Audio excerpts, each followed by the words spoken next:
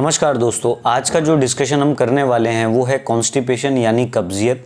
क्या इसके अंदर कॉजेस यानी कारण हो सकते हैं, क्या इसके अंदर इलाज यानी ट्रीटमेंट हो सकता है, उसके ऊपर आज हम चर्चा करने वाले हैं। सबसे पहले आपको समझना पड़ेगा कॉन्स्टिपेशन के अंदर जो बाउल मूवमेंट्स होते हैं वो वेरी कर सकते हैं एक इंडिविजुअल से दूसरे इंडिविजुअल। यूजुअली आप देखेंगे कि जो व्यक्ति होते हैं वो 1 से 2 बार स्टूल को पास करते हैं, बट ये नंबर वेरी कर सकता है और 2 से 3 बार भी हो सकता है, 4 से 5 बार भी हो सकता है, बेस्ड ऑन डिफरेंट कंडीशंस। आगे अगर हम जानें कि क्या इसके अंदर कारण हो सकते हैं, कारण बेसिकली जो पहला इसके अंदर कारण होता है वो लैक ऑफ फाइबर डाइट होती है। मीन्स अगर आप फाइबर युक्त खाना नहीं खाते हैं और प्रोसेस्ड फूड बहुत ज़्यादा खाते हैं, जैसे तला भुना खाना, इसके अलावा आप बर्गर ले रहे हैं, पिज़्ज़ा ले रहे हैं, मीन्स किसी भी प्रकार का फास्ट फूड ले रहे हैं, और फाइबर में आप फल, हरे पत्तेदार सब्जियां नहीं खा रहे हैं, तो इसके कारण भी कब्जियत हो जाती है। और इसके अलावा अगर आप लैक ऑफ फिजिकल एक्सरसाइज यानी किसी प्रकार की खेल कूद की कोई एक्टिविटी नहीं है या टहलना नहीं है, तो उसके कारण भी कब्जियत होती है।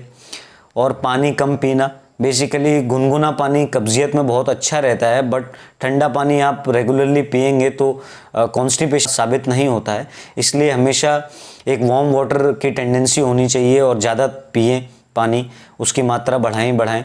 इसके अलावा ऐसे इंडिविजुअल जो लोग अल्कोहल को ज़्यादा कंजप्शन करते हैं, शराब वगैरह का सेवन ज़्यादा करते हैं, और इसके अलावा अगर जो व्यक्ति स्ट्रेस ज़्यादा लेते हैं उसमें भी कब्जियत की समस्या देखने को मिलती है हमको।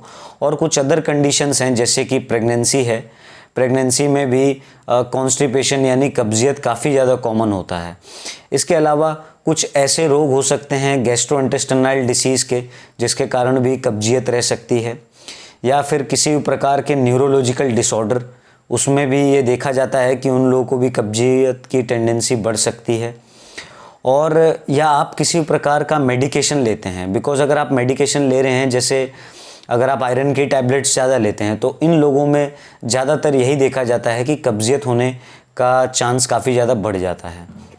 आगे अगर हम जानें कि अब हम क्या कर सकते हैं कब्जियत से बचने के लिए, तो सबसे पहले आपको समझना पड़ेगा कि अगर आप को कब्जियत से बचना है तो जितने भी सीजनल फ्रूट्स या वेजिटेबल्स आते हैं, मीन्स सीज़न में आने वाले फल और सब्जियां, और बेसिकली इसमें सेब है और डिफरेंट प्रकार के फ्रूट्स हैं जिसमें एंटीऑक्सीडेंट युक्त होते हैं, जैसे कि आप देखेंगे अंगूर हैं, पाइनएप्पल है, मीन्स फाइबर युक्त आप खाइए और सीज़न का फ्रूट खाइए। हमेशा सीज़न का फ्रूट आपको कभी भी परेशानी नहीं देगा। और हरे पत्तेदार सब्जियां हैं, कोशिश यही करिए कि हरे पत्तेदार सब्जियां खूब खाइए। ब्रोकली है और इसके अलावा टिंडे है, तोरई है, जो हरी सब्जियां अगर आप खाएंगे तो कब्जियत की ऐसी दिक्कत नहीं आएगी।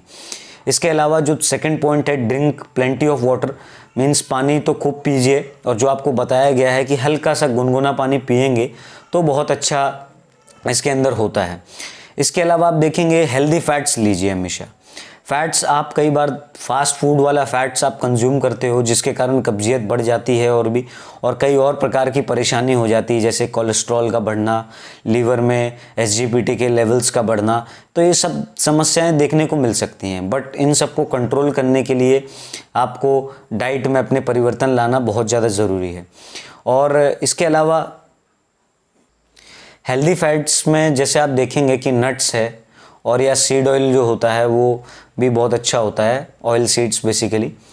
और आगे अगर हम चर्चा करें कि इसके अंदर अगर आप प्रोबायोटिक्स लेते हैं, मतलब आपको अपनी डाइट में प्रोबायोटिक्स को इंक्लूड करना है, उसमें दही है, दूध है, और दही और दूध हमेशा आप कंज्यूम कर सकते हैं, बट दूध को कंज्यूम करने के वजह से कई बार कुछ व्यक्तियों में कॉन्स्टिपेशन और बढ़ जाता है, तो ये वेरी करेगा एक इंडिविजुअल से दूसरे इंडिविजुअल में। और इसके अलावा अगर आप देखेंगे कि फ्रूट जूस भी आप ले सकते हैं, बिकॉज उसके अंदर सॉर्बिटॉल होता है, फाइटोकेमिकल्स होते हैं, तो वो भी अच्छा साबित होता है। अब आगे अगर हम जानें कि क्या और अलग मेथड होते हैं जो ट्रीटमेंट की बेसिकली मैं बात करूं, तो अगर आप देखेंगे कि आप नींबू पानी में, हल्का सा गर्म पानी में वार्म वाटर हो और उसमें नींबू मिलाएं, तो आपका कब्जियत दूर हो सकता है। आप देखेंगे कि आगे अगर मैं ट्रीटमेंट यानी इलाज की बात करूं तो सबसे पहले आपको समझना पड़ेगा कॉन्स्टिपेशन कई बार उन लोगों में ज़्यादा होता है जिनका पोस्चर ठीक नहीं होता है। मीन्स जब वो स्टूल को पास करने के लिए जाते हैं उस वक्त अगर आपका पोस्चर सही नहीं होता है तो कई बार रेक्टम के अंदर स्टूल प्रॉपरली पास नहीं होता है, तो ये समस्या देखने को मिलती है। कुछ लोगों को ज़्यादातर वेस्टर्न सूट होती है, बट जो मैंने देखा है इंडियन जो स्टाइल ऑफ टॉयलेट्स होती हैं उसमें सबसे ज़्यादा बेहतर तरीके से आपका पेट साफ़ हो सकता है। इसीलिए कोशिश करिए कि अगर इंडियन टाइप में अगर आपके इधर है तो आप उसे इस्तेमाल कीजिए। इसके अलावा आप देखेंगे कि टी और कॉफ़ी अगर आप लेते हैं तो कुछ लोगों में क्योंकि वो गट मसल को एक तरह से एक्टिवेट कर देता है तो भी उनको कॉन्स्टिपेशन में आसानी होती है, बट ये बहुत अच्छा एक रीज़न नहीं होता है इसको इस्तेमाल करने का। इसके अलावा जैसे वार्म वाटर होता है यानी हल्का सा गर्म पानी, और उसमें अगर आप नींबू को मिक्स कर देते हैं तो भी बहुत अच्छे रिज़ल्ट मिलते हैं आपको। और त्रिफला है, अगर त्रिफला का आप सेवन करेंगे, आयुर्वेदा एक रेमेडी है, उसमें भी आपको बहुत अच्छे रिज़ल्ट मिलेंगे। और फेनल सीड्स यानी सौंफ का भी इस्तेमाल कर सकते हैं। और इसके अलावा बायो फीडबैक थेरेपी होती है तो उसको भी किया जा सकता है अगर आपको लंबे समय तक कॉन्स्टिपेशन होता है। अब आपको डॉक्टर को कब दिखाना है? जब आपको काफ़ी ज़्यादा समय हो जाता है, बेसिकली 5-6 दिन या 3 से 4 दिन भी हो जाते हैं तो भी ये सोचने का विषय हो जाता है। इसीलिए हमेशा ध्यान रखिए और रेगुलरली डाइट का सबसे ज़्यादा एक इम्पॉर्टेंट रोल है आपको अपनी कब्जियत को दूर करने के लिए। तो बेसिकली इसको फॉलो करिए और हमेशा प्रयास यही करिए कि आपकी बॉडी कोई ना कोई एक्टिविटी करती रहे, बिकॉज खेलने कूदने से जो बाउल मूवमेंट्स होते हैं वो और बढ़िया होते हैं और बहुत अच्छे रिजल्ट्स मिलते हैं इसमें आपको। Thank you so much.